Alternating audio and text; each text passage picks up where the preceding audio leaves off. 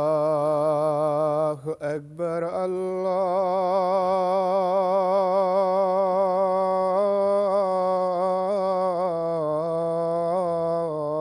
الله أكبر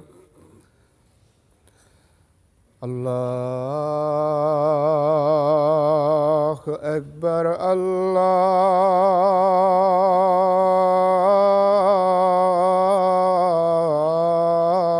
الله أكبر أشهد أن لا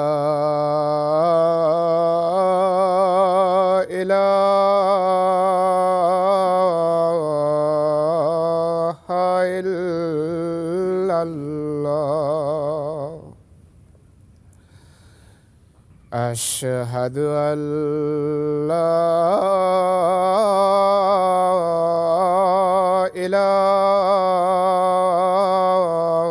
إله إلا الله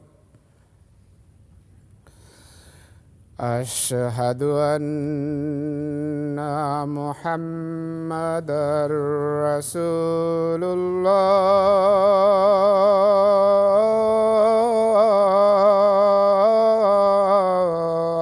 الله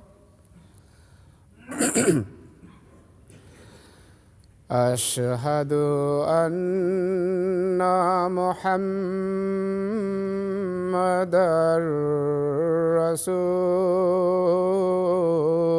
رسول الله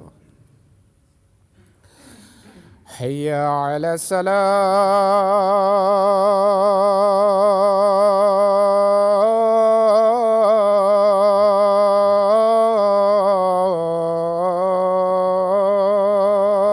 الصلاة حي على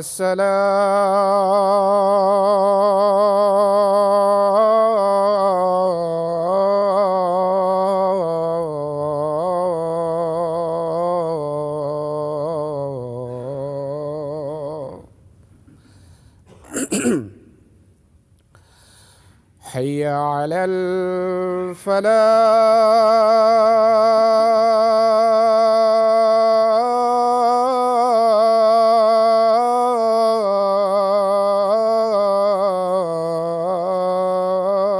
الفلاح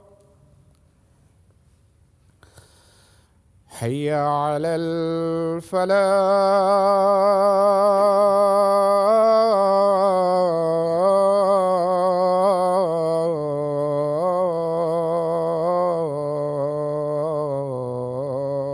الفلاح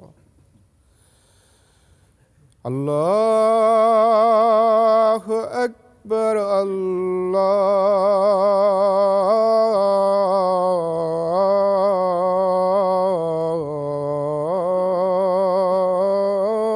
الله أكبر لا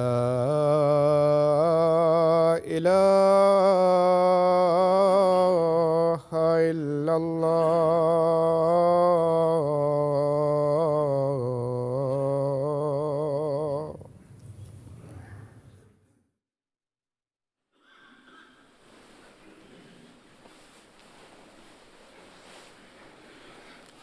السلام عليكم ورحمة الله.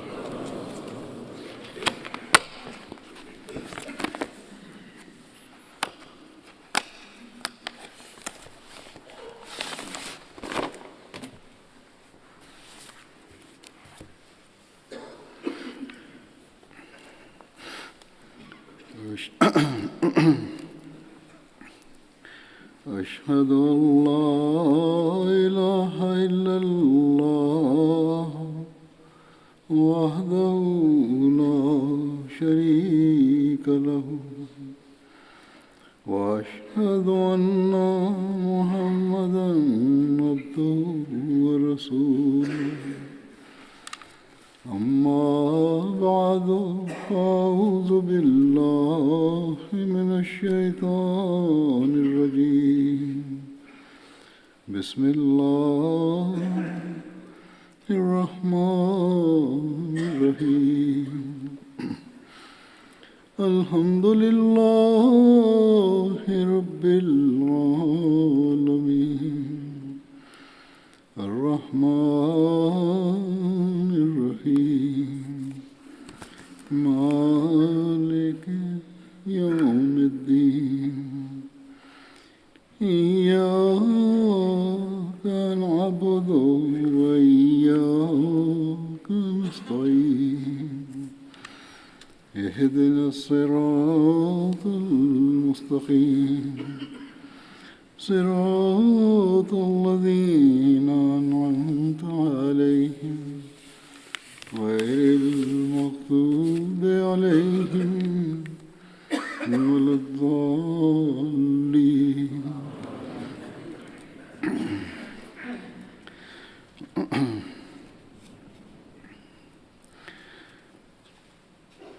آج جن صحابہ کا میں ذکر کروں گا ان میں سے پہلا نام ہے حضرت ابو ملیل بن الازہر کا. ان کی والدہ کا نام ام عمر بنت اشرف تھا اور ان کا تعلق انصار کے قبیلہ اوس سے تھا.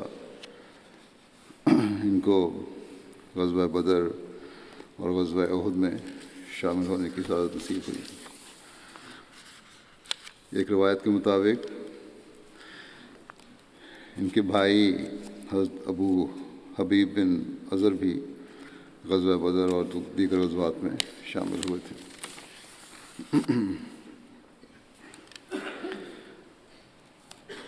دوسرا ذکر ہے حضرت انس بن معاذ انصاری کا. بعض روایات میں آپ کا نام انیس بھی بیان ہوا ہے. ان کا تعلق انصار کے قبیلہ خزرج کی شاخ بنو نجار سے تھا. آپ کی والدہ کا نام ام اناس بنت خالد تھا. آپ غزوہ بدر، احد، خندق سمیت تمام غزوات میں رسول اللہ صلی اللہ علیہ وسلم کے ساتھ شامل ہوئے. غزوہ احد میں آپ کے بھائی حضرت ابی بن معاذ بھی آپ کے ساتھ شامل ہوئے. ان کی وفات کے بارے میں اختلاف ہے. ایک روایت میں ہے کہ ان کی وفات حضرت عثمان کے زمانے خلافت میں ہوئی، اور جبکہ دوسری روایت میں ہے کہ حضرت انس بن معاذ اور ان کے بھائی حضرت ابی بن معاذ بئر معونہ میں شہید ہوئے تھے.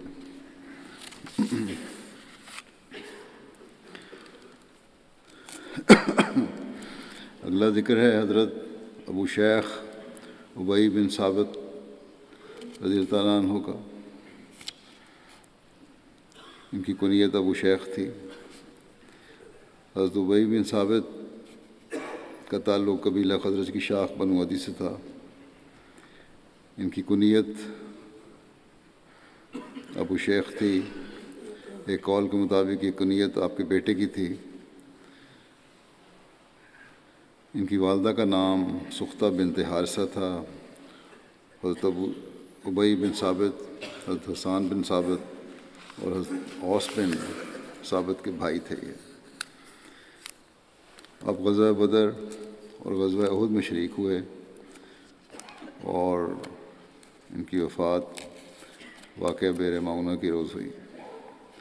اس بارے میں بھی اختلاف ہے کہ حضرت ابی بن ثابت غزوہ بدر میں شامل ہوئے تھے بھی یا نہیں. تاریخ کی مختلف کتابیں ہیں. ابن اسحاق کہتے ہیں کہ حضرت ابی بن ثابت زمانہ جاہلیت میں فوت ہو گئے تھے، اور غزوہ بدر اور غزوہ احد میں جو شریک تھے وہ ان کے بیٹے ابو شیخ بن ابی بن ثابت تھے. جبکہ علامہ ابن حشام نے بدر کے شاملین میں حضرت ابو شیخ ابی بن ثابت کو شمار کیا ہے. حضرت ابی بن ثابت کی وفات کے متعلق روایات میں ملتا ہے کہ آپ واقعہ بئر معونہ کے روز فوت ہوئے، جبکہ بعض روایات میں یہ بھی ملتا ہے کہ ان کی وفات غزوہ احد کے روز ہوئی۔ بہرحال یہ بھی روایات سے پتہ چلتا ہے کہ جو صحابی غزوہ احد کے روز شہید ہوئے وہ آپ نہیں تھے، بلکہ آپ کے بھائی حضرت اوس بن ثابت تھے۔ پھر ایک ذکر ہے حضرت ابو بردہ بن نیار کا۔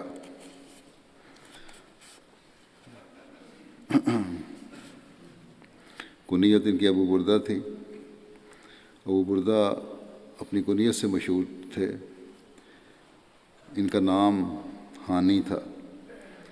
ایک روایت میں آپ کا نام حارث اور ایک دوسری روایت میں مالک بھی بیان ہوا ہے۔ ان کا تعلق قبیلہ بنو قضاء کے خاندان بلیس سے تھا۔ حضرت ابو بردہ حضرت براء بن عازب کے ماموں تھے۔ ایک اور روایت میں آتا ہے کہ حضرت ابو بردہ حضرت براء بن عازب کے چچا تھے۔ بیعت عقبہ ثانیہ میں شامل ہوئے۔ اس کے علاوہ غزوہ بدر، احد، خندق سمیت تمام غزوات میں رسول کریم صلی اللہ علیہ وسلم کے ساتھ شامل ہوئے۔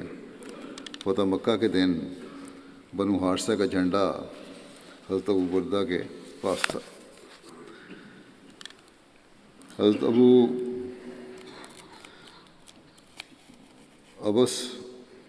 ابس اور حضرت ابو بردہ نے جب اسلام قبول کیا تو اس وقت دونوں نے قبیلہ بنو حارثہ کے بتوں کو توڑا، یعنی اپنے وہ جو بت تھے قبیلے کے ان کو۔ حضرت ابو امامہ سے مروی ہے کہ جب رسول اللہ صلی اللہ علیہ وسلم نے غزوہ بدر کے لیے بدر کی طرف کوچ کا ارادہ کیا تو حضرت ابو امامہ بھی آپ صلی اللہ علیہ وسلم کے ساتھ چلنے کو تیار ہو گئے۔ اس پر ان کے ماموں حضرت ابو بردہ بن نیار نے کہا کہ تم اپنی ماں کی خدمت گزاری کے لیے رک جاؤ۔ ماں بیمار تھی، ان سے کہا تم رک جاؤ۔ حضرت امامہ نے کہا، انہیں بھی جوش تھا کہ پہلی اسلام کے خلاف حملہ ہو رہا ہے، میں بھی جاؤں۔ تو انہوں نے کہا کہ وہ آپ کی بھی بہن ہے، آپ رک جائیں، مجھے جو کہہ رہے ہیں۔ جب یہ معاملہ حضور صلی اللہ علیہ وسلم کے سامنے پیش ہوا تو حضرت صلی اللہ علیہ وسلم نے حضرت ابو امامہ کو رکنے کا حکم دیا، اور یعنی بیٹے کو، اور حضرت ابو بردہ لشکر کے ساتھ گئے۔ جب رسول اللہ صلی اللہ علیہ وسلم غزوہ سے واپس آئے تو حضرت ابو امامہ کی والدہ فوت ہو چکی تھیں۔ رسول اللہ صلی اللہ علیہ وسلم نے ان کی نماز جنازہ پڑھی۔ غزوہ احد کے دن مسلمانوں کے پاس 2 گھوڑے تھے۔ ایک گھوڑا رسول کریم صلی اللہ علیہ وسلم کے پاس تھا جس کا نام السقط تھا، اور دوسرا گھوڑا حضرت ابو بردہ کے پاس تھا جس کا نام ملافع تھا۔ حضرت ابو بردہ بن نیار بیان کرتے ہیں کہ نبی کریم صلی اللہ علیہ وسلم کچھ قبائل کے پاس تشریف لے گئے، ان کے حق میں دعا کی، لیکن ایک قبیلے کو آپ نے چھوڑ دیا اور ان کے پاس تشریف نہیں لے کے گئے۔ اس پر یہ بات اس قبیلے والوں کو بڑی گراں گزری۔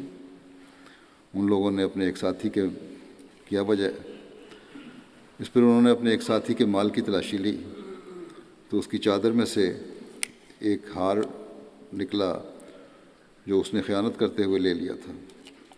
پھر ان لوگوں نے وہ ہار واپس کیا تو آپ صلی اللہ علیہ وسلم ان کے پاس بھی تشریف لے گئے اور ان لوگوں کے حق میں بھی دعا کی۔ حضرت ابو بردہ حضرت علی کے ساتھ تمام جنگوں میں شامل رہے۔ آپ کی وفات حضرت معاویہ کے ابتدائی دور میں ہوئی۔ ان کی وفات کے سال کے بارے میں مختلف روایات ہیں۔ ایک روایت کے مطابق آپ کی وفات 41 ہجری میں ہوئی، جبکہ دوسری روایت میں 42 ہجری اور 45 ہجری کا ذکر بھی ملتا ہے۔ حضرت براء بن عازب سے روایت ہے کہ رسول اللہ صلی اللہ علیہ وسلم عید الاضحیٰ کے دن نماز کے بعد ہم سے مخاطب ہوئے اور فرمایا، جس نے ہماری نماز جیسی نماز پڑھی اور ہماری قربانی کی طرح قربانی کی تو اس نے ٹھیک قربانی کی، اور جس نے نماز سے پہلے قربانی کر لی وہ بکری گوشت ہی کے لیے ہوئی، یعنی یہ قربانی نہیں ہے عید کی نماز سے پہلے قربانی کرنا، بلکہ وہ اس طرح ہی ہے جس طرح گوشت کھانے کے لیے بکری ذبح کر لی۔ اس پر حضرت ابو بردہ بن نیار نے اٹھے، جن کا ذکر ہو رہا ہے صحابی کا، اور انہوں نے کہا کہ یا رسول اللہ، میں نے تو نماز کے لیے نکلنے سے پہلے ہی قربانی کر لی ہے، اور میں یہ سمجھا تھا کہ آج کا دن کھانے پینے کا ہے، اس لیے میں نے جلدی کی، خود بھی کھایا اور اپنے گھر والوں اور پڑوسیوں کو بھی کھلایا۔ رسول اللہ صلی اللہ علیہ وسلم نے فرمایا، یہ بکری تو گوشت ہی کے لیے ہوئی، یہ تو تمہاری قربانی نہیں ہے۔ اس پر حضرت ابو بردہ نے کہا کہ میرے پاس 1 سال کی پٹھیاں یعنی بکری کے مادہ بچے ہیں، اور وہ گوشت کی 2 بکریوں سے بہتر ہیں، یعنی کہ اچھی پلی ہوئی ہیں، اور وہ 1 سال کی ہیں لیکن 2 بکریوں کی نسبت سے زیادہ بہتر ہیں، موٹی تازی ہیں، کیا یہ میری طرف سے کافی ہوگا اگر میں قربانی کر دوں؟ آن صلی اللہ علیہ وسلم نے فرمایا کہ ہاں کر دو، لیکن تمہارے بعد کسی کو کافی نہیں ہوگا، تمہیں تو یہ اجازت ہے، لیکن تمہارے بعد اور نہیں کسی کو اجازت۔ دوسری احادیث بھی یہی بتاتی ہیں کہ ایک تو یہ ہے کہ عید کے بعد قربانی کی جائے، اور دوسرے ایک عمر ہوتی ہے بکری کی قربانی کی، وہ ہونی چاہیے۔ بہرحال یہ جو فرمایا آپ نے کہ تمہارے بعد کسی کو کافی نہیں ہے، اس بارے میں ایک دفعہ مسیح موعود علیہ الصلوۃ والسلام کی مجلس میں سوال ہوا کہ قربانی کے بکرے کی عمر کیا ہونی چاہیے۔ اس پر حضرت مسیح موعود علیہ السلام نے حضرت خلیفۃ مسیح اول حضرت مولانا نور الدین جو بیٹھے ہوئے تھے ان کو فرمایا کہ آپ جواب دیں، تو انہوں نے عرض کیا کہ اہل حدیث کے نزدیک 2 سال کا ہونا ضروری ہے، یا ہمارے ملکوں میں رواج ہے کہتے ہیں دوندا ہونا ضروری ہے، 2 بڑے دانت سامنے کے نکلے ہونے چاہیے۔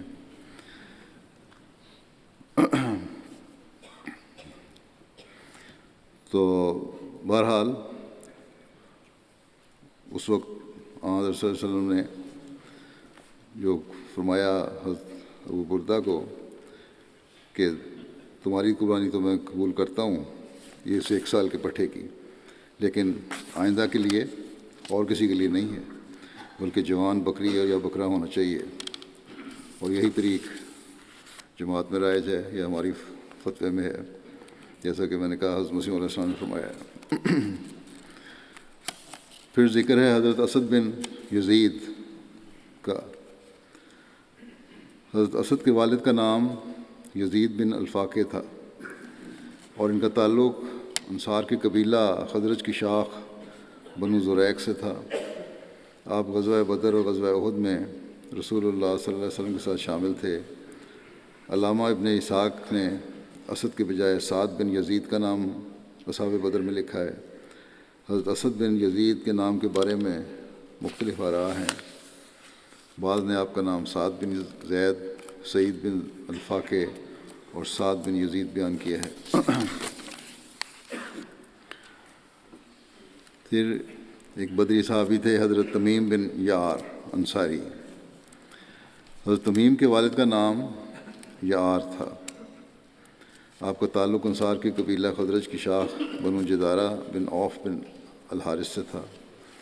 آپ غزوہ بدر اور غزوہ احد میں رسول اللہ صلی اللہ علیہ وسلم کے ساتھ شامل ہوئے تھے۔ حضرت تمیم کی اولاد میں بیٹا ریبی اور بیٹی جمیلہ تھیں، جن کی والدہ قبیلہ بنو عمر سے تھی۔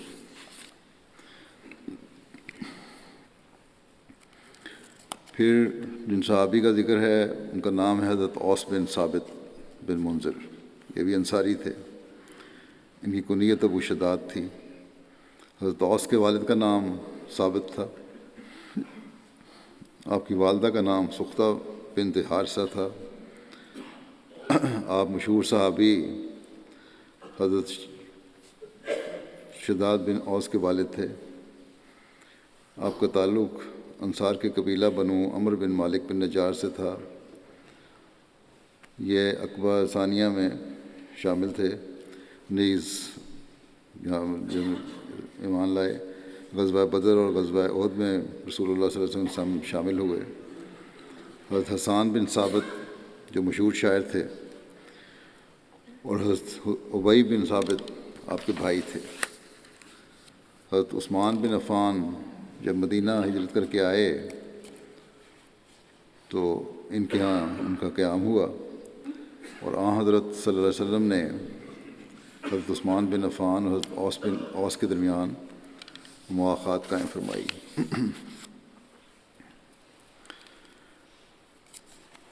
ان کی وفات کے بارے میں عبداللہ بن محمد بن عمارہ انصاری کہتے ہیں کہ ان کی وفات، ان کی شہادت غزوہ احد میں ہوئی تھی۔ بعض دوسرے اس سے اختلاف بھی کرتے ہیں، لیکن جو اختلاف کرنے والے ہیں وہ کمزور راوی ہیں۔ پھر ذکر ہے صحابی کا، ان کا نام ہے حضرت ثابت بن خنسا۔ ان کا تعلق قبیلہ بنو غنم بن عدی بن نجار سے تھا، اور غزوہ بدر میں شامل ہونے کی سعادت ان کو نصیب ہوئی۔ ان کے بارے میں اتنا ہی علم ہوا ہے۔ پھر حضرت اوس بن الصامت ایک صحابی تھے بدر کے، جنہوں نے حصہ لیا بدر میں۔ حضرت اوس بن صامت حضرت عبادہ بن صامت کے بھائی تھے۔ حضرت اوس غزوہ بدر اور احد اور دوسرے تمام غزوات میں حضور صلی اللہ علیہ وسلم کے ساتھ شریک ہوئے۔ رسول اللہ صلی اللہ علیہ وسلم نے حضرت اوس بن الصامت اور حضرت مرثد بن ابی مرثد الغنوی کے درمیان عقد موافقت کیا۔ روایات میں آتا ہے کہ حضرت اوس نے اپنی اہلیہ خویلہ بنت مالک سے زہار کیا تھا۔ زہار کہتے ہیں، جو عربوں میں یہ رواج تھا کہ اپنی بیوی کو ماں کہہ دیا، یا ایسے جو یا بہن کہہ دیا، اس طرح کی اپنے اوپر حرام کر لیتے تھے یہ کہنے کے بعد کہ تم میری ماں ہو، اس لیے حرام ہو گئی۔ اسلام نے اس رسم کو مٹا دیا اور حکم دیا کہ اس کلمہ کے کہنے سے طلاق نہیں ہوتی۔ ماں بہن کہہ دیا تو طلاق نہیں ہو جاتی۔ ہاں، یہ بیہودہ بات ہے جس کی سزا میں اسلام نے کفارہ مقرر کیا ہے۔ حضرت اوس نے کفارہ دینے سے پہلے کفارہ نہیں ادا کیا، اپنی اہلیہ سے تعلق قائم کیا، تو رسول اللہ صلی اللہ علیہ وسلم نے انہیں حکم دیا کہ یہ غلط ہے، 15 سا جاؤ 60 مسکینوں کو کھلائیں، یعنی اس کا کفارہ یہ ہے کہ 60 مسکینوں کو تم کھانا کھلاؤ۔ زہار کے متعلق قرآن کریم میں بھی حکم ہے۔ اللہ تعالیٰ فرماتا ہے کہ الذین یظاہرون منکم من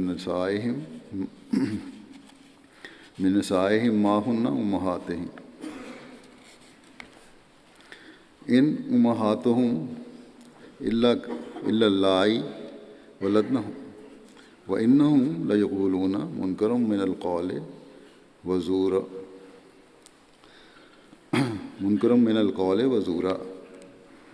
وَإِنَّ اللَّهَ لَعَفُوٌّ غَفُورٌ وَالَّذِينَ يُظَاهِرُونَ مِن نِّسَائِهِمْ ثُمَّ يَعُودُونَ لِمَا قَالُوا فَتَحْرِيرُ رَقَبَةٍ مِّن قَبْلِ أَن يَتَمَاسَّا ذَلِكُمْ تُوعَظُونَ بِهِ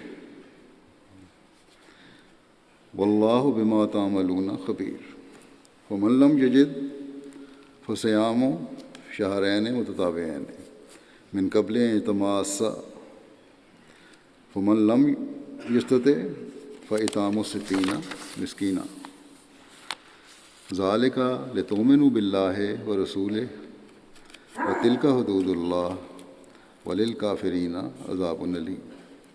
تم میں سے جو لوگ اپنی بیویوں کو ماں کہہ دیتے ہیں وہ ان کی مائیں نہیں ہو سکتی، ان کی مائیں تو وہی ہیں جنہوں نے ان کو جنم دیا، اور یقیناً وہ ایک سخت ناپسندیدہ اور جھوٹی بات کہتے ہیں، اور اللہ یقیناً بہت درگزر کرنے والا اور بہت بخشنے والا ہے۔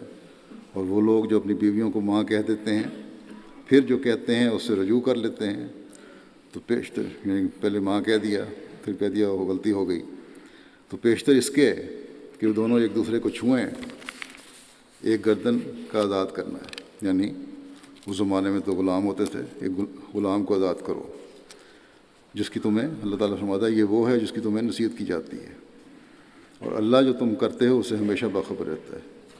بس جو اس کی استطاعت نہ پاتے ہوں، اگر یہ استطاعت نہیں ہے کہ غلام ہے اس کو آزاد کرنا ہے، تو مسلسل 2 مہینے کے روزے رکھنا ہے، بیشتر اس کے کہ وہ دونوں ایک دوسرے کو چھوئیں۔ بس جو اس کی بھی استطاعت نہ رکھتا ہو تو 60 مسکینوں کو کھانا کھلانا ہے۔ یہ اس لیے ہے کہ تمہیں اللہ اور اس کے رسول کی طرف سے طمانینت نصیب ہو، یہ اللہ کی حدود ہیں اور کافروں کے لیے بہت ہی دردناک عذاب مقدر ہے۔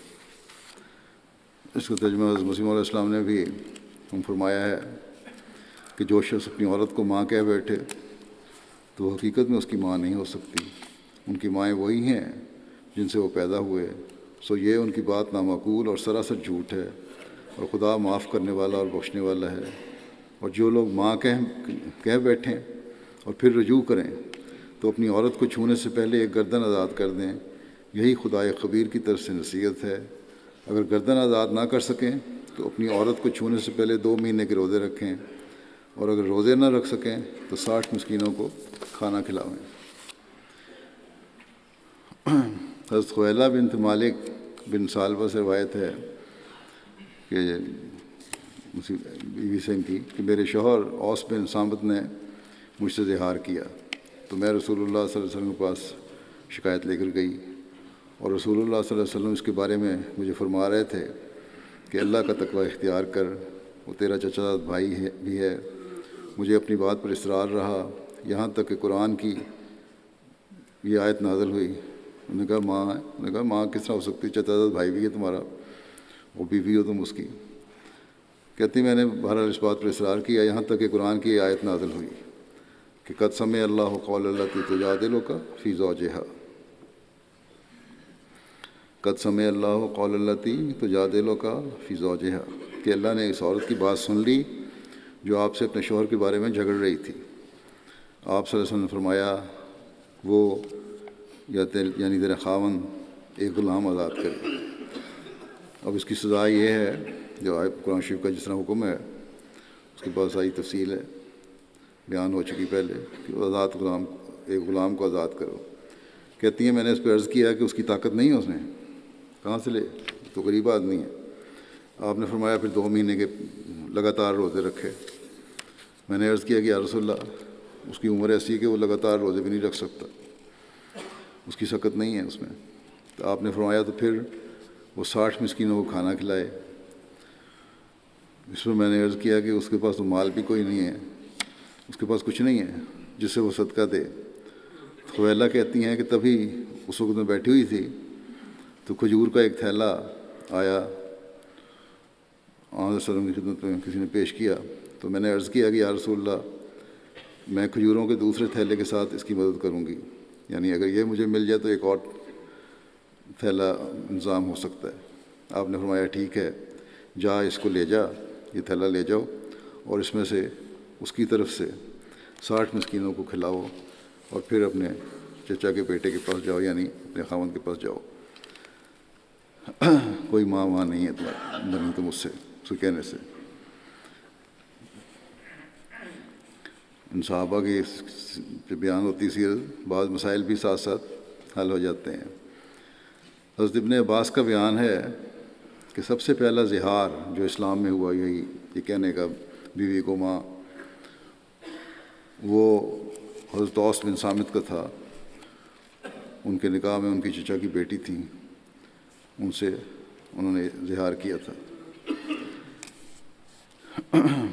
بہرحال اللہ تعالیٰ نے یہ حدود قائم کی ہیں، اور حضرت مسیح علیہ السلام کے زمانے میں یہ معاملہ پیش ہوا، آپ نے فرمایا کہ یہی سزا ہے اس کی۔ خلیفہ ثانی کے زمانے میں اسی طرح ایک معاملہ پیش ہوا، آپ نے فرمایا یہی سزا ہے، اور سوائے اس کے کہ بہت ہی غریب ہے اور کوئی طاقت نہیں ہے تو وہ پھر استغفار کرے، اور جس حد تک سکت ہے وہ پہنچے وہ دے اس کا سزا۔ تو بہرحال اللہ تعالیٰ نے حدود قائم کی ہیں بیوی سے کو ماں یا بہن کہنے کے لیے اگر کوئی کہتا ہے تو۔ بعضوں کی عادت ہوتی ہے ہر طرح سی بات لڑائیاں ہوئی تو کہہ دی حرام ہو گئی میرے پہ، یا یہ ہو گیا، تو میری ماں کی طرح ہو تو فلاں ہو، یا قسم کھا لی. تو یہ سب قسمیں ہیں. ان کا جو حدود قائم ہے اس کو سزا جو دے کے، جو اللہ تعالیٰ نے فرمایا ہے کہ غلام کو آزاد کرو، یا روزے رکھو، یا مسکینوں کو کھانا کھلاؤ. حضرت اوس بن صامت شاعر بھی تھے. حضرت اوس بن صامت اور شداد بن اوس انصاری نے بیت المقدس میں رہائش رکھی. ان کی وفات سرزمین فلسطین کے مقام رملہ میں 34 ہجری میں ہوئی. اس وقت حضرت اوس کی عمر 72 سال تھی. پھر جن صحابی کا ذکر ہے ان کا نام ہے حضرت ارقم بن ابی ارقم. ان کی کنیت ابو عبداللہ تھی. حضرت ارقم کی والدہ کا نام امیمہ بنت حارث تھا. بعض روایت میں ان کا نام تماظر بنت حذیم اور صفیہ بنت حارث بھی بیان ہوا ہے. حضرت ارقم کا تعلق قبیلہ بنو مخزوم سے تھا. آپ اسلام لانے والے اولین صحابہ میں سے تھے. بعض کے نزدیک جب آپ ایمان لائے تو آپ سے قبل 11 افراد اسلام قبول کر چکے تھے. بعض کہتے ہیں کہ آپ نے 7ویں نمبر پر اسلام قبول کیا. حضرت عروہ بن زبیر روایت کرتے ہیں کہ حضرت ارقم، حضرت ابو عبیدہ بن جراح اور حضرت عثمان بن مظعون اکٹھے ایک ہی وقت میں ایمان لائے. حضرت ارقم کا ایک گھر مکہ میں سے باہر کوہ صفا کے پاس تھا، جو تاریخ میں دار ارقم کے نام سے مشہور ہے. دار ارقم ان کا گھر تھا. اس گھر میں رسول اللہ صلی اللہ علیہ وسلم اور اسلام قبول کرنے والے افراد عبادت کیا کرتے تھے. یہیں پر حضرت عمر نے اسلام قبول کیا تھا. ان کے اسلام قبول کرنے کے بعد مسلمانوں کی تعداد 40 ہو گئی تھی اور اس گھر سے باہر نکلے تھے، یعنی حضرت عمر کے اسلام قبول کرنے کے بعد. یہ گھر حضرت ارقم کی ملکیت میں رہا. پھر آپ کے پوتوں نے یہ گھر ابو جعفر منصور کو فروخت کر دیا. اس کے بارے میں سیرت ختم النبیین میں حضرت مرزا بشیر احمد صاحب نے جو لکھی ہے تفصیل وہ یہ ہے کہ اسلام کے پہلے تبلیغی مرکز یعنی دار ارقم کے بارے میں آپ تعریف فرماتے ہیں کہ حضرت صلی اللہ علیہ وسلم کو یہ خیال پیدا ہوا کہ مکے میں ایک تبلیغی مرکز قائم کیا جائے جہاں مسلمان نماز وغیرہ کے لیے بے روک ٹوک جمع ہو سکیں اور امن و اطمینان اور خاموشی کے ساتھ باقاعدہ اسلام کی تبلیغ کی جا سکے. اس غرض کے لیے ایک ایسے مکان کی ضرورت تھی جو مرکزی حیثیت رکھتا ہو. چنانچہ آپ نے صلی اللہ علیہ وسلم نے ایک نو مسلم ارقم بن ابی ارقم کا مکان پسند فرمایا جو کوہ صفا کے دامن میں واقع تھا. اس کے بعد تمام مسلمان یہیں جمع ہوتے تھے، یہیں نماز پڑھتے تھے، یہیں متلاشیان حق آتے، یعنی جن کو دین کی تلاش تھی اور اسلام کے پیغام سنتے تھے، سننے کے لیے اور سمجھنے کے لیے آتے تھے، یا حضرت صلی اللہ علیہ وسلم کی صحبت سے فیض یاب ہونے کے لیے آتے تھے. اور حضرت صلی اللہ علیہ وسلم ان کو اسلام کی تبلیغ فرماتے. اسی وجہ سے یہ مکان تاریخ میں خاص شہرت رکھتا ہے اور دارالاسلام کے نام سے بھی مشہور ہے.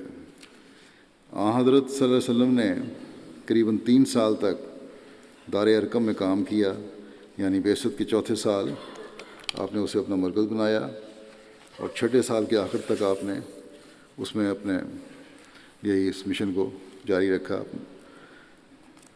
اور مورخین لکھتے ہیں کہ دار ارقم میں اسلام لانے والوں میں آخری شخص حضرت عمر تھے جن کے اسلام لانے سے مسلمانوں کو بہت تقویت پہنچی اور وہ دار ارقم سے نکل کر برملا پھر تبلیغ کرنے لگ گئے. مدینہ ہجرت کے بعد رسول کریم صلی اللہ علیہ وسلم نے حضرت ارقم رضی اللہ عنہ کی مواخات حضرت ابو طلحہ زید بن سہل کے ساتھ قائم فرمائی. حضرت ارقم غزوہ بدر میں رسول کریم صلی اللہ علیہ وسلم کے ساتھ شامل ہوئے اور آپ صلی اللہ علیہ وسلم نے بدر کے مال غنیمت میں سے ایک تلوار انہیں دی تھی. حضرت ارقم غزوہ بدر، احد سمیت تمام غزوات میں شریک ہوئے اور نبی کریم صلی اللہ علیہ وسلم نے آپ کو مدینہ میں ایک گھر بھی دیا تھا. ایک دفعہ رسول کریم صلی اللہ علیہ وسلم نے انہیں صدقات کی وصولی کے لیے بھی مقرر کر کے بھجوایا تھا. تاریخ میں یہ بھی ہے کہ حضرت ارقم معاہدہ حلف الفضول میں بھی شامل ہوئے تھے، وہ معاہدہ جو غریبوں کی مدد کے لیے اسلام سے پہلے مکے کے رہنے والوں نے، ایک بڑے لوگوں نے کیا تھا، جس میں حضرت صلی اللہ علیہ وسلم بھی شامل تھے۔ حضرت ارقم کے بیٹے عثمان بن ارقم روایت کرتے ہیں کہ میرے والد کی وفات 53 ہجری میں ہوئی، اس وقت آپ کی عمر 83 سال تھی۔ بعض لوگ کہتے ہیں کہ ان کی 55 ہجری میں وفات ہوئی، اور عمر کے بارے میں اختلاف ہے کہ 80 سال تھی یا اس سے کچھ اوپر تھی۔ حضرت ارقم نے وصیت کی تھی کہ ان کی نماز جنازہ حضرت سعد بن ابی وقاص پڑھائیں، جو صحابی تھے۔ ان کی وفات کے بعد حضرت سعد رضی اللہ تعالیٰ عنہ عقیق مقام میں تھے، دور تھے وہاں سے۔ مروان نے کہا کہ یہ کیسے ہو سکتا ہے کہ رسول اللہ صلی اللہ علیہ وسلم کا صحابی کسی غیر حاضر شخص کی طرف سے کی وجہ سے دفن نہ کیا جائے، کہ موجود نہیں ہے، اس لیے صحابی کو کی ناش پہ رکھا جائے اس وقت تک جب تک وہ آ نہ جائیں، اور چاہا کہ ان کی نماز جنازہ خود پڑھا دیں۔ مگر عبید اللہ بن ارقم نے مروان کی بات نہ مانی، اور حضرت سعد بن ابی وقاص کے آنے پر حضرت ارقم کی نماز جنازہ ادا کی گئی اور جنت البقیع میں دفن کیے گئے۔ ان کے متعلق ایک روایت یہ بھی ہے کہ ایک دفعہ حضرت ارقم نے بیت المقدس جانے کے لیے رخت سفر باندھا، تیاری کی، جانا چاہتے تھے، اور رسول کریم صلی اللہ علیہ وسلم کے پاس سفر پر جانے کے لیے اجازت چاہیے۔ تو آپ صلی اللہ علیہ وسلم نے ریاض فرمایا کہ کیا تم کسی ضرورت کے لیے یا تجارت کی غرض سے جا رہے ہو وہاں بیت المقدس میں؟ حضرت ارقم نے جواب دیا کہ یا رسول اللہ صلی اللہ علیہ وسلم، میرے ماں باپ آپ پر فدا ہوں، کوئی کام نہیں ہے اور نہ تجارت کی غرض سے جانا ہے، بلکہ بیت المقدس میں نماز پڑھنا چاہتا ہوں۔ جس پر رسول اللہ صلی اللہ علیہ وسلم نے فرمایا کہ میری اس مسجد میں ایک نماز اور مسجدوں کی ہزاروں نماز سے بہتر ہے، یعنی یہاں مدینہ میں، سوائے کعبے کے۔ اس پر حضرت ارقم نے اپنا ارادہ بدل لیا۔ پھر جن صحابی کا ذکر ہے، ان کا نام ہے حضرت بسبس بن عمر۔ ایک روایت میں آپ کا نام بسبس بن بشر بھی آیا ہے۔ حضرت بسبس جوہنی انصاری کا تعلق قبیلہ بنی ساعدہ بن کعب بن خزرج سے تھا، جبکہ عروہ بن زبیر کے مطابق آپ کا تعلق بنو ظریف بن خزرج سے ہے۔ آپ نے غزوہ بدر میں شرکت کی تھی۔ آپ کا شمار انصار صحابہ میں ہوتا ہے۔ آپ کو بسیسہ اور بسیس اور بسبسہ کے نام سے بھی جانا جاتا ہے۔ غزوہ بدر کے علاوہ آپ نے غزوہ احد میں بھی شرکت کی تھی۔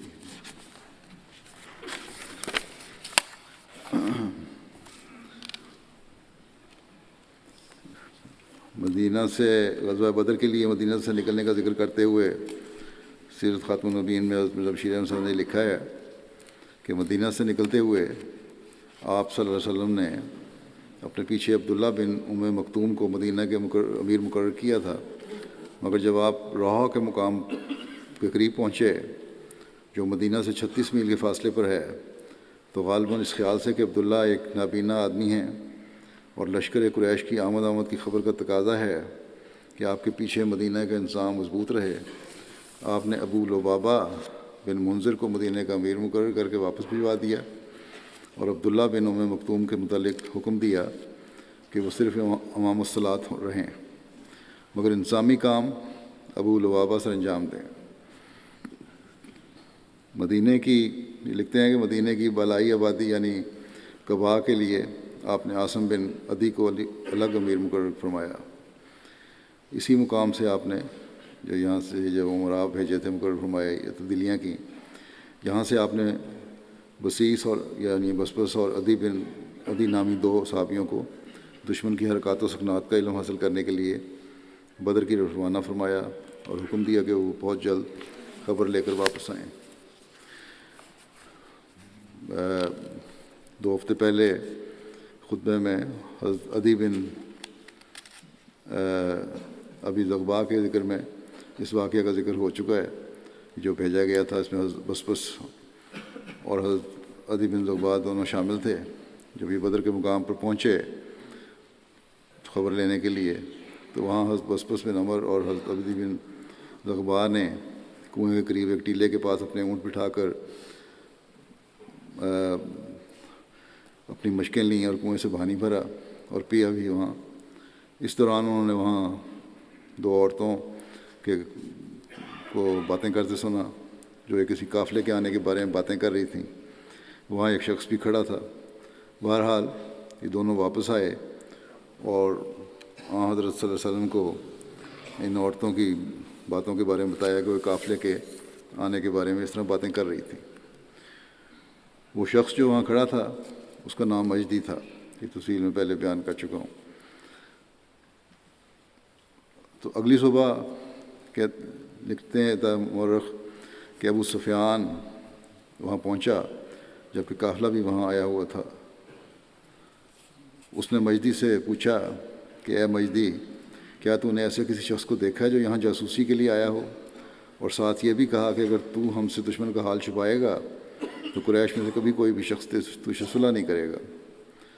مجدی نے کہا، یعنی وہ شخص جو کھڑا تھا، بخدا میں نے یہاں کسی ایسے شخص کو نہیں دیکھا جس کو میں نہ پہچانتا ہوں۔ یہاں سے تیرے اور یثرب کے درمیان کوئی دشمن نہیں ہے، اور اگر کوئی ہوتا تو وہ مجھ سے مخفی نہ رہ سکتا، اور نہ ہی میں تجھ سے اس کو چھپاتا۔ مگر ہاں، کہتا ہے ایک یہ ہے کہ میں نے دو سواروں کو دیکھا تھا، وہ اس جگہ رکے تھے اور اس جگہ اشارہ کیا جہاں حضرت بسبس اور حضرت عدی اپنے اونٹ رکے تھے اور اپنے اونٹ بٹھائے تھے۔ انہوں نے کہنے لگا کہ انہوں نے یہاں اپنے اونٹ بٹھائے تھے، پانی پیا تھا اور پھر یہاں سے چلے گئے۔ ابو سفیان اس جگہ پر آیا جہاں دونوں صحابہ نے اونٹ بٹھائے تھے اور ان دونوں کے اونٹوں کی مینگنیاں اٹھا کر توڑنے لگا۔ تجسس تھا کہ یہ بھی پہچان کے لیے، اس لیے توڑنے لگا۔ جب اس نے توڑی تو اس میں سے کھجور کی گٹھلی نکلی اونٹ کی مینگنیوں میں سے۔ تو ابو سفیان بولا کہ بخدا اہل یثرب کے اونٹوں کا یہی چارہ ہے، تو یہ تو وہاں سے آئے ہیں۔ تو یہ دونوں محمد اور صلی اللہ علیہ وسلم اور اصحاب محمد کے جاسوس تھے، یعنی دونوں جو شخص آئے تھے یہ تو مدینے سے آئے ہیں اور یہ جاسوس ہیں۔ یہ اونٹ کی مینگنیوں سے مجھے اندازہ لگ گیا کہ کیوں یہاں آئے تھے۔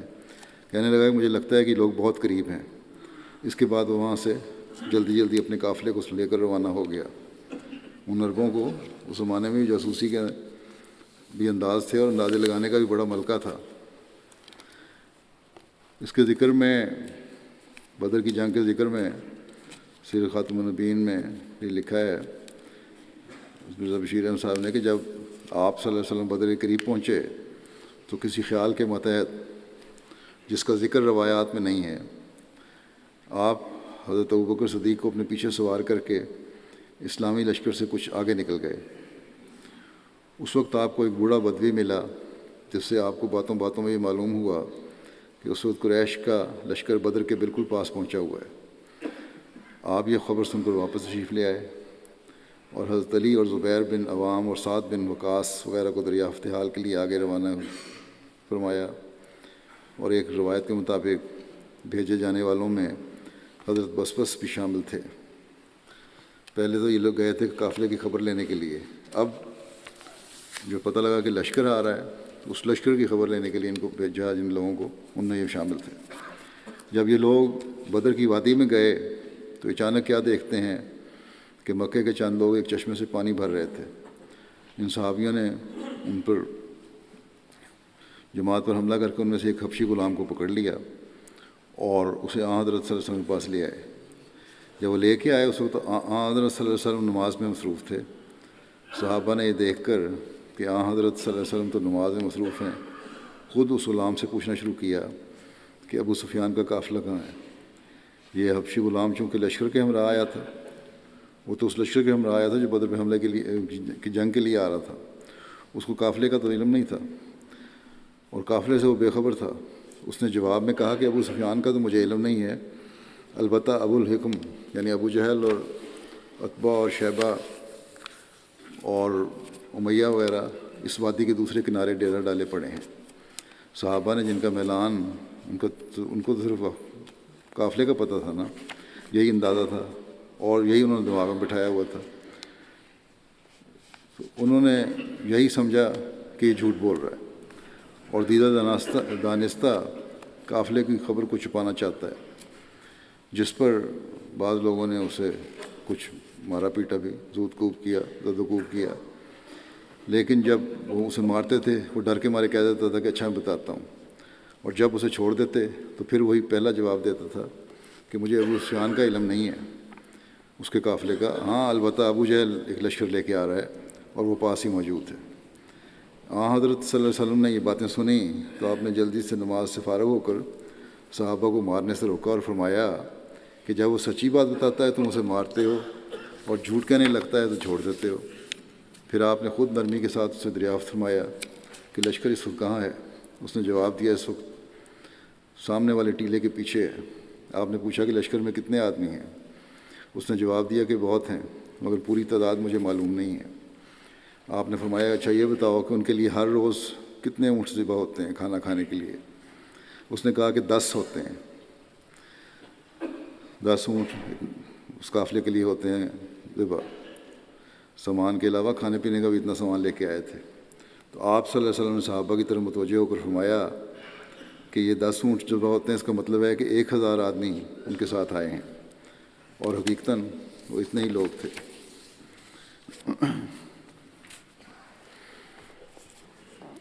پھر جن صحابی کا ذکر ہے حضرت ثعلبہ بن عمر انصاری تھے۔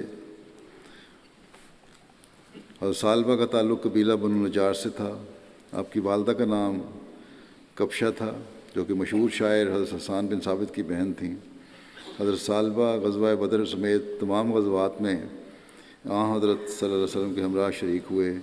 آپ ان اصحاب میں بھی شامل تھے جنہوں نے بنو سلمہ کے بت توڑے تھے۔ آپ کی وفات حضرت عمر کے دور خلافت میں جنگ جسر یعنی پل والی جنگ میں ہوئی تھی۔ جنگ جسر 14 ہجری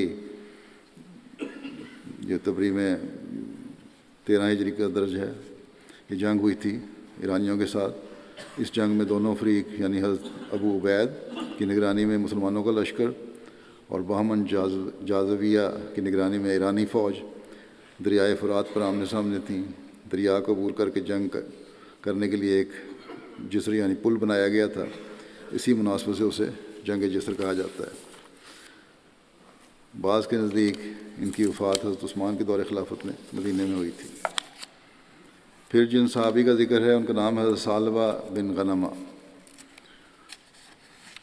حضرت ثعلبہ کا نام ایک روایت میں ثعلبہ بن انمہ بھی بیان ہوا ہے۔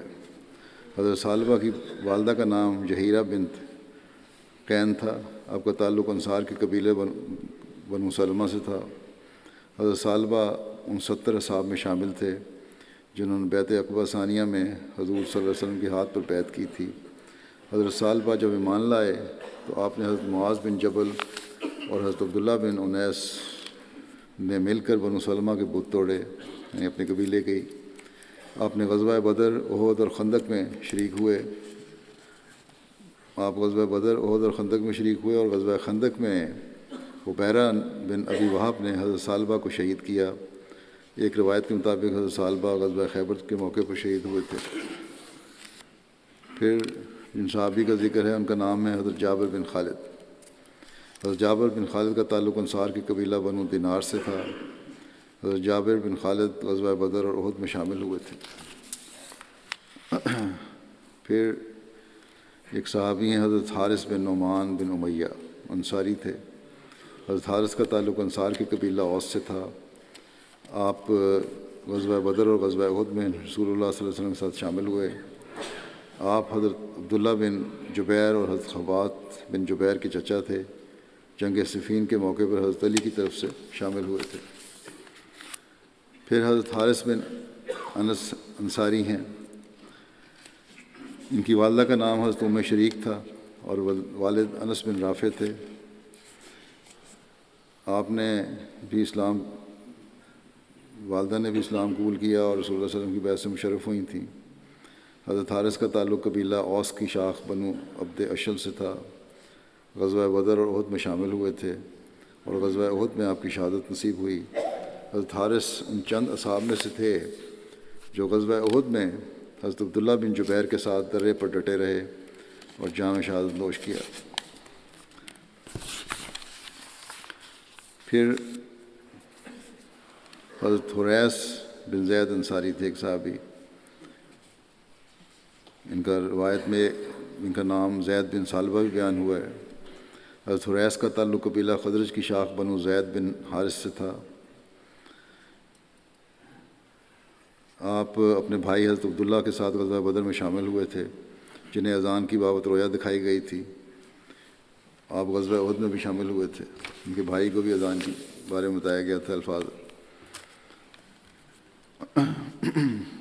پھر جن صحابی کا ذکر ہے ان کا نام ہے حضرت حارث بن اسمہ۔ حضرت حارث بن اسمہ کا تعلق انصار کے قبیلہ بنو نجار سے تھا اور بئر معونہ کے روز یہ شہید ہوئے تھے۔ حضور صلی اللہ علیہ وسلم نے حارث اور حضرت صہیب بن سنان کے درمیان مواخات قائم فرمائی تھی۔ حضرت حارث بن اسمہ غزوہ بدر کے لیے رسول اللہ صلی اللہ علیہ وسلم کے ساتھ روانہ ہوئے۔ جب الروح کے مقام پر پہنچے تو آپ میں مزید سفر کی طاقت نہ رہی۔ رسول اللہ صلی اللہ علیہ وسلم نے آپ کو مدینہ واپس بھیج دیا، لیکن اموال غنیمت میں آپ کا حصہ بدر میں شامل ہونے والوں کی طرح مقرر فرمایا۔ یعنی عملاً شامل نہیں ہوئے تھے، لیکن ایک جذبہ کے تحت نکلے تھے، لیکن صحت نے اجازت نہیں دی یا بیمار تھے، اس وقت ہو گئے ہوں گے اس وقت زیادہ، اس لیے واپس بھجوا دیے گئے۔ لیکن آپ کی نیت اور جذبے کو دیکھ کے حضرت رسول اللہ علیہ وسلم نے ان کو بدر کی میں شامل ہونے والے صحابہ میں شمار فرمایا۔ آپ غزوہ احد میں شریک تھے۔ اس دن جب لوگ منتشر ہو گئے تو اس وقت حضرت حارث ثابت قدم رہے۔ حضرت حارث نے اپنے آپ صلی اللہ علیہ وسلم سے موت پر بیعت کی۔ آپ نے حضرت عثمان بن عبداللہ بن مغیرہ مخزومی کو قتل کیا، یعنی حضرت حارث نے، اور سلب لے لیا، یعنی جو اس کا جنگی لباس اور سامان تھا وہ لے لیا، جس میں اس کی زرہ اور خود اور تلوار تھی۔ رسول اللہ صلی اللہ علیہ وسلم نے وہ سامان آپ کو ہی عطا کیا۔ رسول اللہ صلی اللہ علیہ وسلم کو جب عثمان بن عبداللہ کی ہلاکت کی خبر ہوئی تو فرمایا کہ سب تعریفیں اللہ کے لیے ہیں جس نے اسے ہلاک کیا۔ بڑا خطرناک دشمن تھا، یہ ایک مشرک تھا، اور غزوہ احد کے دن نبی کریم صلی اللہ علیہ وسلم کو نقصان پہنچانے کی غرض سے پورے ہتھیاروں سے لیس ہو کر آیا تھا۔ غزوہ احد کے روز رسول اللہ صلی اللہ علیہ وسلم نے دریافت فرمایا کہ میرے چچا حمزہ کے ساتھ کیا ہوا۔ حضرت حارث ان کی تلاش میں نکلے۔ جب آپ کو دیر ہو گئی تو حضرت علی روانہ ہوئے اور حضرت حارث کے پاس پہنچے تو دیکھا کہ حضرت حمزہ شہید ہو چکے تھے۔ یہ دونوں صحابہ نے واپس آ کر نبی کریم صلی اللہ علیہ وسلم کو اس شہادت کی خبر دی۔ حضرت حارث بیان کرتے ہیں کہ غزوہ احد کے دن رسول اللہ صلی اللہ علیہ وسلم نے مجھ سے، جب کہ آپ صلی اللہ علیہ وسلم ایک گھاٹی میں تھے، فرمایا کہ کیا تم نے عبد الرحمن بن عوف کو دیکھا ہے؟ میں نے عرض کی جی ہاں میں نے انہیں دیکھا ہے، وہ پہاڑی کے پہلو میں تھے اور ان پر مشرکین کا لشکر حملہ آور تھا۔ میں نے ان کی طرف رخ کیا تاکہ ان کو بچاؤں، مگر پھر میری نظر آپ پر پڑی اور میں آپ کے پاس آ گیا، اور آپ صلی اللہ علیہ وسلم نے فرمایا کہ فرشتے اس کی حفاظت کر رہے ہیں، یعنی عبد الرحمن بن عوف کی فرشتے حفاظت کر رہے ہیں۔ ایک اور روایت میں ہے کہ نبی کریم صلی اللہ علیہ وسلم نے فرمایا کہ فرشتے اس کی معیت میں لڑ رہے ہیں۔ حضرت حارث کہتے ہیں کہ میں عبد الرحمن بن عوف کے پاس گیا، پھر واپس ہو گیا جب ذرا کوئی معاملہ جنگ خاتمے کو پہنچی تو میں نے دیکھا کہ ان کے سامنے 7 آدمی قتل ہوئے پڑے ہیں۔ میں نے کہا کہ کیا آپ نے ان سب کو قتل کیا ہے؟ اس پر عبد الرحمن نے کہا کہ ان 3 کو تو میں نے قتل کیا ہے، مگر باقیوں کے متعلق میں نہیں جانتا کہ ان کو کس نے قتل کیا ہے۔ اس پر میں نے کہا کہ اللہ اور اس کے رسول نے سچ کہا تھا، یعنی فرشتے اس کا ساتھ دے رہے ہیں۔ حضرت حارث واقعہ بئر معونہ میں شریک ہوئے۔ جس وقت یہ واقعہ ہوا اور صحابہ کو شہید کیا گیا، اس وقت حضرت حارث اور حضرت عمر بن امیہ اونٹوں کو چرانے گئے ہوئے تھے۔ سیرت ابن ہشام میں 2 صاحب عمر بن امیہ اور حضرت منذر بن محمد کا درج ہے۔ بہرحال یہ روایت بعض کتابوں کی روایت میں یہ تھے جو اونٹوں کو چلانے والے۔ بہرحال جو واپسی پر اس روایت کے مطابق جو یہ کہتی ہے کہ یہ تھے، یہ اپنے پڑاؤ پر کی جگہ پر پہنچے تو دیکھا کہ پرندے وہاں بیٹھے ہوئے ہیں۔ تو انہوں نے سمجھ لیا کہ ان کے ساتھی شہید ہو چکے ہیں۔ حضرت حارث نے حضرت عمر سے کہا کہ آپ کی کیا رائے ہے؟ عمر نے کہا کہ میرا خیال تو یہ ہے کہ رسول اللہ صلی اللہ علیہ وسلم کے پاس چلا جائے اور واپس خبر کی جائے جا کے۔ حضرت حارث نے کہا کہ میں اس جگہ سے پیچھے نہیں رہوں گا جہاں منذر کو قتل کیا گیا ہے، چنانچہ آپ آگے بڑھے اور لڑتے ہوئے شہید ہو گئے۔ حضرت عبداللہ بن ابی بکر کہتے ہیں کہ حضرت حارث کی شہادت دشمنوں کی طرف سے مسلسل پھینکے جانے والے نیزوں کی وجہ سے ہوئی تھی جو ان کے جسم میں پیوست ہو گئے تھے اور آپ شہید ہو گئے تھے۔ اللہ تعالیٰ تمام بدری صحابہ کے درجات بلند سے بلند فرماتا چلا جائے۔